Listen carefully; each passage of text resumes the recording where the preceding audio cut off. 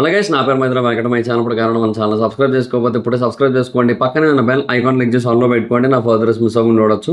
చాలా మంది చూస్తున్నారు కానీ సబ్స్క్రైబ్ చేసుకోవట్లా. So please try to subscribe and click the bell icon also. So బేసిక్గా ఐపీఎల్ అనేది మనకి చాలా అంటే చాలా ఇంపార్టెంట్ స్పోర్ట్ ఈవెంట్. అంటే important in the sense most of the people దాన్ని చూస్తూ ఉంటారు. ఆల్మోస్ట్ ఇండియా అంతా కూడా దాని వైపు తలదిప్పుకొని చూస్తూ ఉంటుంది ఆ టైంలో, ఐపీఎల్ సీజన్ టైంలో. అండ్ ఈసారి ఏంటంటే ఆ 2020 వరల్డ్ కప్ అనేది జరగడం, దాని తర్వాత వెంటనే ఐపీఎల్ జరగడం. సో ఒక రకంగా ఐఫీస్ట్ అనే చెప్పాలి మొత్తం అందరికీ కూడా, క్రికెట్ ఫ్యాన్స్ ఎవరైతే ఉంటారో వాళ్ళందరికీ కూడా. సో ఇదంతా కూడా ఇలా నడుస్తూ ఉంటుంది యాజ్ ఆఫ్ నౌ. కాకపోతే ఏంటంటే ఐపీఎల్ విషయంలోనే ఏ చిన్న ఏమంటారు అప్డేట్ వచ్చినా, ఏ చిన్న మూమెంట్ వచ్చినా కూడా మంచి ఎక్సైట్మెంట్ క్రియేట్ చేస్తూ ఉంటుంది నేషనల్ వైడ్గా ఎవరైతే ఫ్యాన్స్ ఉంటారో వాళ్ళందరికీ కూడా. సో మనం దాని గురించి మాట్లాడుకోవాల్సిన అవసరం ఉంది. అందుకే ఇది కూడా ఒక రకంగా ట్రెండింగే. సో దీని గురించి కూడా మాట్లాడాలి కాబట్టి నేను ఈ ఐపీఎల్ కానీ క్రికెట్ కానీ రిలేటెడ్గా ఏవైతే ఇంపార్టెంట్ థింగ్స్ ఉంటాయో వాటి గురించి అయితే డిస్కస్ చేస్తాను. అంటే main things, important in the sense main things ఏవైతే ఉంటాయో వాటి గురించి అయితే మాట్లాడతాను. సో అందుకే ఈ టాపిక్ మీద అయితే వీడియో చేస్తాను నేను. సో బేసిక్గా గత కొద్ది రోజులుగా మార్కెట్లో నడుస్తున్న టాపిక్ ఏదే, అండ్ ఫైనల్గా ఇవాళ అయితే క్లారిటీ వచ్చేసింది. అండ్ అదేంటి అంటే సిఎస్కే సంజు శాంసన్ని సిఎస్కేలోకి తీసుకురాబోతుంది. సంజు శాంసన్ ఆర్ఆర్లో ఉన్నాడు, అండ్ ఆర్ఆర్కి ఒక మంచి బ్యాక్ బోన్ లాగా అనమాట. సో ఆర్ఆర్ని యాక్చువల్లీ చాలా వరకు ముందుండి నడిపిస్తూ ఉంటాడు. అండ్ వికెట్ కీపింగ్ పరంగా కానీ అన్నిటి పరంగా కూడా he's one of the best actually. So చాలామంది ఏంటంటే ఆల్రౌండ్ పర్ఫార్మెన్స్ అంటే ఓన్లీ బ్యాటింగ్ అండ్ బౌలింగ్ అనుకుంటారు. బట్ బ్యాటింగ్ అండ్ కీపింగ్ కూడా ఈజ్ ఆల్రౌండర్. కీపర్ అంటే కేవలం ఏదో వికెట్లు వెనుకొనడం కాదు, he's also doing the fielding. So fielding చేస్తాడు, కీపింగ్ చేస్తాడు, బ్యాటింగ్ చేస్తాడు. సో 3 ఉన్నాయి, ఎక్సెప్ట్ బౌలింగ్ అన్నీ ఉన్నాయి. So he's some sort of allrounder అంతే డెఫినెట్గా. సో ఏదో బ్యాటింగ్ అండ్ బౌలింగ్ ఈ 2 బాగా చేస్తేనే ఆల్రౌండర్ అనేది అది ఒకప్పటి లాజిక్, అది పోయింది. అది ఒక మ్యాచ్కి 2 లేదా అంతకంటే ఎక్కువ డిపార్ట్మెంట్స్లో గెలవడానికి హెల్ప్ చేస్తూ వచ్చినట్టయితే అప్పుడు డెఫినెట్గా ఏమంటారు ఆల్రౌండర్నే అనాల్సి ఉంటుంది. అండ్ ఇప్పుడు జడేజా లేదంటే రైనా లేదంటే కోహ్లీ వీళ్ళందరూ ఏంటంటే బ్యాటింగ్ అండ్ ఫీల్డింగ్ కూడా, ఐ మీన్ బ్యాటింగ్ ఎలాగో వాళ్ళ టాప్ పర్ఫార్మెన్స్ ఉంటుంది, బట్ ఫీల్డింగ్లో కూడా వాళ్ళు ఎక్సెప్షనల్ పర్ఫార్మెన్స్ ఇస్తుంటారు. కాబట్టి ఫీల్డింగ్లో కూడా వాళ్ళు మ్యాచ్ గెలవడానికి చాలా వరకు హెల్ప్ చేస్తుంటారు. కాబట్టి అది కూడా ఆల్రౌండ్ కేటగిరీలో కన్సిడర్ చేయాల్సి ఉంటుంది. అంటే వాళ్ళ పర్ఫార్మెన్స్ మ్యాచ్ విన్నింగ్ మూమెంట్ని కనుక క్రియేట్ చేసినట్టయితే, మ్యాచ్ విన్నింగ్ పర్ఫార్మెన్స్ కింద మారినట్టయితే డెఫినెట్గా దాన్ని మనం ఈ ఆల్రౌండర్ అనే కేటగిరీలోకి తీసుకురావాలి. సో దట్ వాళ్ళని ఆల్రౌండర్స్ కింద కన్సిడర్ చేయాలి. సో ఓన్లీ ఈ బ్యాట్స్మన్ బౌలర్ ఇట్లాంటివన్నీ కాదు కదా. సో సంజు శాంసన్ కూడా ఒక రకంగా ఆల్రౌండర్, ఎందుకంటే అటు బ్యాటింగ్ బాగా చేస్తాడు, ఇటు కీపింగ్ కూడా బాగా చేస్తాడు. అండ్ చాలా రికార్డ్స్ కూడా ఉన్నాయి తనకి, T20s రిలేటెడ్గా ఇవన్నీ ఉన్నాయి. అండ్ రాజస్థాన్ పరంగా కూడా చాలా మంచి ప్లేయరే. అయితే ఈ రాజస్థాన్ నుంచి ఇప్పుడు సంజు శాంసన్ని తీసుకొచ్చారు. ఎవరు తీసుకొచ్చారు అంటే వీళ్ళు సిఎస్కే వాళ్ళు సంజు శాంసన్ని తీసుకొని వచ్చారు. సంజు శాంసన్ని ఎందుకు తీసుకొని వచ్చారు అంటే బేసిక్గా ధోని ఈ సంవత్సరం అయితే ఆడుతున్నాడు. సో ధోని దాని గురించి క్లారిటీ అయితే ఇచ్చాడు. అండ్ అంటే ఈ సంవత్సరం ఇన్ ద సెన్స్ 2026లో ఆడుతున్నాడు. 26 తర్వాత ఇంకా ధోని ఆడకపోవచ్చు. ధోని ఆడకపోవడానికి అవకాశాలు ఎక్కువగా ఉన్నాయి. అండ్ తెల్లారులు ఇంకా ప్రతి సంవత్సరం ఆడుతూ కూర్చోవాలంటే ధోని కూడా ఆడలేడు కదా. సో ఆయనకి కూడా ఏజ్ పెరుగుతూ ఉన్న కొద్దీ ఆటోమేటిక్గా ఇంకా ఆయనకి కూడా రిటైర్మెంట్ తీసుకోవాలనిపిస్తుంది. బట్ ఏంటంటే సిఎస్కే ఒక దారిలో పడలేదు. సిఎస్కేకి ధోని తర్వాత ఒక ప్రాపర్ క్యాప్టెన్ కనబడలేదు. సో దానివల్ల ఏంటంటే ప్రాపర్ క్యాప్టెన్ కనబడలేదు, ప్రాపర్ కీపర్ కూడా కనబడలేదు. సో ఇవన్నీ ఉన్నాయి కాబట్టి వాళ్ళకి ఏంటంటే ఒక ఆల్టర్నేట్ కావాలి, ధోనికి ఒక మంచి ఆల్టర్నేట్ కావాలి అని చెప్పి చాలా గట్టిగా ట్రై చేస్తూ వచ్చారు. బట్ ఎంత ట్రై చేసినప్పటికీ కూడా కుదరలేదు యాక్చువల్లీ. సో బట్ ఇప్పుడు ఫైనల్గా ఇంకా సంజు శాంసన్ తప్ప ఇంకొక ఆల్టర్నేట్ కనబట్ల. ఇప్పుడు కేఎల్ రాహుల్ ఉన్నాడంటే ఓకే, కేఎల్ రాహుల్ కూడా ఉన్నాడు, కానీ కేఎల్ రాహుల్ మేబీ ఆ టీం అసలు వదిలే పరిస్థితి లేదేమో కదా అనే కైండ్ ఆఫ్ సిచ్యువేషన్ కూడా ఉంది. అండ్ తర్వాత ఇంకా మనకి ఎవరు కూడా పంత్ ఉన్నాడంటే పంత్ నాట్ ష్యూర్ అబ్బా, పంత్ ఎప్పుడు బాగా ఆడుతాడో తెలియదు.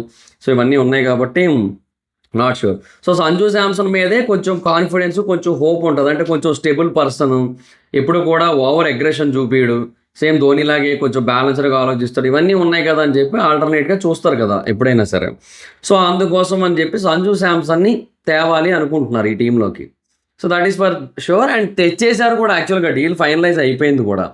అయితే సంజు శాంసన్ని ఆర్ఆర్ టీం నుంచి సిఎస్కేకి తీసుకురావడం కోసం సిఎస్కే వాళ్ళు అప్రోచ్ అయ్యారు. అలా అప్రోచ్ అయినప్పుడు ఆర్ఆర్ వాళ్ళు ఫస్ట్ అడిగింది ఎవరెవరినో తెలుసా, ముగ్గురిని అడిగారు సంజు శాంసన్కి ఆల్టర్నేట్గా.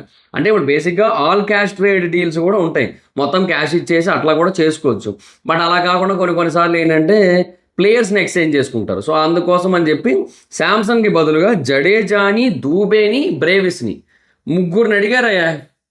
అసలు నిజంగా చెప్తున్నా, ఏ యాంగిల్లో ముగ్గురిని ఇస్తారనుకున్నారు సంజు శాంసన్ కోసం నాకు అర్థం కాదు. ఇప్పుడు Jadeja fantastic batsmen and bowler, so fielder, so allrounder. Dube మంచి బౌలర్ అవుతున్నాడు ఈ మధ్యకాలంలో యాక్చువల్గా, అండ్ బ్యాటింగ్ కూడా తనదైన రోజున బాగా ఆడతాడు, మిగతా రోజులు తుస్సేలేండి. బ్రేవిస్ ఇప్పుడు rising star, rising international star actually. ఒకప్పుడు బేబీ ఏబిడి అనే పేరు అయితే ఉండేది, but now he is very good. And అంటే ఆయన ఒక సెపరేట్ బేస్ని అయితే క్రియేట్ చేసుకుంటున్నాడు. అండ్ సిఎస్కేకి డెఫినెట్గా డెవాల్డ్ బ్రూవిస్ అయితే మాత్రం చాలా ఇంపార్టెంట్. సో వీళ్ళ ముగ్గురిని అడిగితే ఎట్లా ఇస్తారు అనుకున్నారు, సో అవలా. సో సిఎస్కే డీల్ రిజెక్ట్ చేసింది. తర్వాత సిఎస్కే ఏం చేసిందంటే జడేజాని, శామ్ కరణ్ని ఆఫర్ చేసింది. సో బేసిక్గా అంతకుముందు జడేజా ఆర్ఆర్లోనే ఆడేవాడు, తర్వాత ఇటు వచ్చాడు, అండ్ తర్వాత చాలా ఏళ్ళు ఇందులో కంటిన్యూ అయ్యాడు సిఎస్కేలో. అండ్ కంటిన్యూ అయిన తర్వాత హీస్ ఫైనల్లీ లైక్ ఇక సిఎస్కే అంటే జడేజా, జడేజా అంటే సిఎస్కే అన్నట్టు అయిపోయింది. సో తలపతి జడేజా అని పేరు కూడా పెట్టారు, బికాస్ ధోనికి తాలా అనే పేరు ఉంది కాబట్టి. సో ఇవన్నీ ఉన్న టైంలో జడేజాని ఆఫర్ చేయడం ఏంటి అనే క్వశ్చన్ అందరికీ వచ్చింది. ఎందుకంటే ఇంతకు ముందు కూడా రైనాని పిక్ చేసుకోలేదు సిఎస్కే. రైనాని ఎప్పుడైతే పిక్ చేసుకోలేదో రైనా వేరే టీంలకు ఆడాలనుకోలేదు, రిటైర్మెంట్ ఇచ్చేసాడు కంప్లీట్గా, ఐపీఎల్ నుంచి పక్కకి వెళ్ళిపోయి ఇప్పుడు ఏదో కామెంటరీ చేసుకుంటున్నాడు. బట్ రైనా సిఎస్కేలో ఉండాల్సింది అనేది చాలామంది పాయింట్. అలాగే ఇప్పుడు జడేజా కూడా వెళ్ళకూడదు, జడేజా ఉండి తీరాల్సింది అనేది చాలామంది పాయింట్, చాలా స్ట్రాంగ్ పాయింట్. బట్ ప్రాబ్లం ఏంటంటే జడేజాను ఆల్రెడీ పంపించారు. అంటే జడేజా ఓకే చెప్పాడు దానికి, జడేజా అగ్రీడే, జడేజాకి ఎటువంటి ప్రాబ్లం లేదు. మేబీ ఆయనకు ఉండొచ్చు ప్రాబ్లం, బట్ సిఎస్కే మేనేజ్మెంట్ వచ్చి ఇట్లా మాకు ఒక ఆల్టర్నేట్ కావాలంటే వాళ్ళు ఇంకా నిన్ను అడుగుతున్నారు, ఇంకా మరి మాకు వేరే దారి లేదు, నిన్ను పంపాలి అంటే ఇంక మరి ఆయన మాత్రం ఏం చేస్తాడు. అండ్ జడేజా కూడా ఈ ఒక్క సీజన్ మాత్రం వితౌట్ ధోని ఆడతాడు, ఆ తర్వాత సీజన్ నాకు తెలిసి ఇంకా నో ప్రాబ్లం ఇంకా జడేజా కూడా, ఎందుకంటే ధోని అలాగే ఉండడు. సో అంతే, it will change, everything will change from 2027 నుంచి ఐపీఎల్ ఇంకో రకంగా ఉంటుంది. ఎందుకంటే Dhoni will not play maximum, Dhoni order 2027 నుంచి కూడా. అండ్ ఇంకోటి 2027లో మన టీఎఫ్ఐ నుంచి చాలా ఇండియన్ సినిమాలు వస్తున్నాయి అండ్ వరల్డ్ వైడ్ సినిమాలు వస్తున్నాయి. లైక్ SSME 29 కానీ, లేదంటే అల్లు అర్జున్ గారిది, అట్లీ గారిది సినిమా కానీ, చాలా సినిమాలు వస్తున్నాయి. లైక్ కల్కి 2 కానీ, ఇలా చాలా సినిమాలు 2027లో వస్తాయి మనకి. And those movies will be a phenomenal time. So మనకి అంటే ఇండియన్ సినిమా పరంగా కానీ, ఇండియన్ ఐపీఎల్ పరంగా కానీ మొత్తం మారుతుంది అప్పుడు పరిస్థితులు, వేరే విషయం. But we have to see. అయితే ఈ Sam Curran is always a bad deal actually. Sam Curran ఎందుకు కొన్నారో అంత ఖర్చు పెట్టినా తెలియదు, కానీ Sam Curran is always a bad deal for, అంటే బౌలింగ్ పరంగా ఓకే కానీ బ్యాటింగ్ పరంగా no, he won't support the team. Jadeja కూడా కొన్నిసార్లు హీఈస్ ద మ్యాచ్ విన్నర్, కానీ మనం ఓపెన్గా మాట్లాడుకోవాలంటే జడేజా ఎందుకు ఐపీఎల్లో చాలా మటుకు వెనకబడతాడు. అంటే జడేజా స్ట్రైక్ రేట్ ఒక 140 ఆ రేంజ్లోనే ఉంటుంది తప్ప ఎప్పుడు కూడా తను పీక్ లెవెల్లోకి వెళ్ళిన సిచ్యువేషన్ అయితే కనబడదు. So that is the problem అనమాట. అందువల్ల ఏంటంటే ఎందుకో ఎక్కడో జడేజాతో ఒక స్ట్రాంగ్ ఎమోషన్, స్ట్రాంగ్ బాండింగ్ ఉండిపోయింది కానీ సిఎస్కే వాళ్ళకి. బట్ ప్రాక్టికల్గా ఆలోచిస్తే ఎక్కడో అంటే జడేజా ఇప్పుడు T20s మెయిన్ మ్యాచెస్లో బాగా పర్ఫామ్ చేస్తున్న సందర్భాలు కూడా ఉన్నాయి, నేను లేవని నేను అనట్ల. టెస్టుల్లో బాగా పర్ఫామ్ చేస్తాడు, he still the number 1 allrounder. But ఎక్కడో ఐపీఎల్కి వచ్చేసరికి జడేజా పర్ఫార్మెన్స్ తక్కువే కనపడుతుంటుంది. జడేజా ఎప్పుడు కూడా అవుట్ షాడో అయిపోతుంటాడు, జడేజా ఎక్కువగా హైలైట్ అవ్వడు, ఒకవేళ ఆడినా అవ్వడు, జనరల్గా కూడా ఆడేది తక్కువే ఉంటుంది. ఇలాంటివన్నీ ఉంటాయి. నేను అంటే ప్రతి సీజన్ చూస్తుంటా కదా, నాకు ఇక్కడో జడేజాలో ఏదో పర్ఫార్మెన్స్ తగ్గుతున్న ఫీలింగ్ ఉంటుంది, ఆ కన్సిస్టెన్సీ మిస్ అవుతుంటుంది, ఇవన్నీ కూడా ఉన్నాయి. సో అది వచ్చిన ప్రాబ్లం అనమాట. సో అదనమాట సిచ్యువేషన్. సో ఇంతకుముందు ఏంటంటే యాక్చువల్గా శాంసంగ్ని స్టబ్స్కి బదులుగా ట్రేడ్ చేద్దాం అనుకున్నప్పుడు అప్పుడు కూడా అలాగే జరిగింది యాక్చువల్లీ. సో స్టబ్స్తో పాటుగా రిజ్వీని కూడా అడిగితే అప్పుడు ఇవ్వమనేసారు. సో అలా అక్కడ జరిగింది అది. అండ్ తర్వాత డూబే అండ్ బ్రేవిస్ వీటిని జడేజా వీళ్ళని అడిగితేనేమో సిఎస్కే రిజెక్ట్ చేసింది. So Jadeja with